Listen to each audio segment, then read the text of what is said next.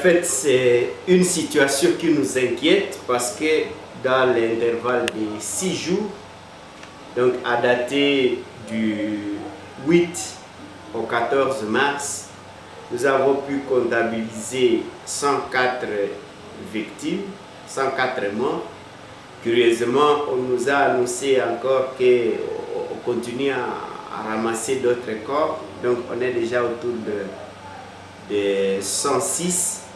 À l'intervalle d'une semaine, on a perdu une centaine de victimes. Et cela se passe dans une zone complètement occupée par des Maïmaï.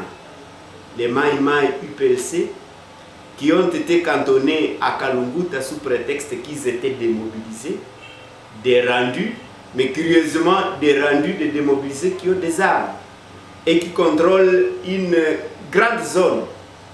Et là où ils sont, il n'y a plus d'autorité de l'État. Il n'y a ni policiers, ni militaires, les FARDC, moins encore les services de renseignement. Et c'est eux qui font la loi là-bas.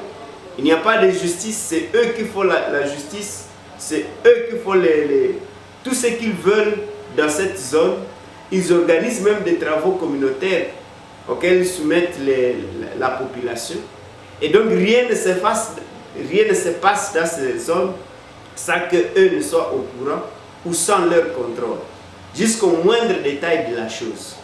Et pendant toute une semaine, il n'y a aucune intervention militaire, il n'y a aucune intervention de leur part, si bien que une centaine de personnes peuvent être tuées dans la région et les choses passent comme si rien n'a été fait.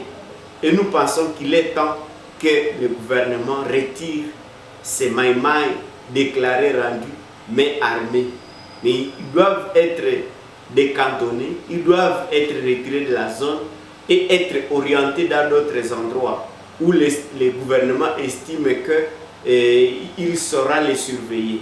De telle sorte que tout mouvement qui entre dans l'espace, dans ce rayon, soit suffisamment contrôlé par les services de sécurité, par la police et l'armée.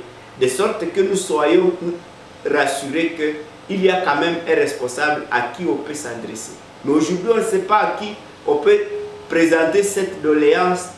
On ne sait pas qui va répondre de ces actes. On ne sait pas qui devait déployer un renfort pour protéger la population civile.